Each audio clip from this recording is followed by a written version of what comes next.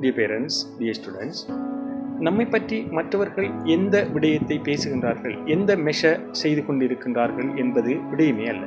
நாம் அடுத்தவர்களுக்கு நல்லதை சொல்லி அடுத்த மனிதர்களுக்கு ஒரு ஒரு ஊக்கப்பாட்டை வழங்கக்கூடிய வாழ்க்கையை வாழ்வது எமக்கான ஒரு சந்தோஷத்தை, ஆத்ம திருப்தியை எமக்கு தருகின்றது. எனவே நாம் எதை செய்தாலும் நமக்கு தெரிந்த விடயங்களை அடுத்தவர்களுக்கும் ஊக்கப்படுத்தி நல்ல விடயங்களை பரவச் செய்து சமுதாயம் முன்னே வருவதற்கு நாம் எல்லோரும் ஒத்துழைப்பு வழங்குவதும் அது சம்பந்தமாக சிந்திப்பதும் அது தொடர்பான பணிகளை ஊக்கப்படுத்துவதும் எமது தலையாய கடமை என்று உணர்ந்து நாம் செயல்பட வேண்டும். எம்மை அறிந்தவர்களிலும் பார்க்க எம்மை அறியாதவர்கள் எமது கருத்துக்களை ஏற்றுக்கொள்வார்கள்.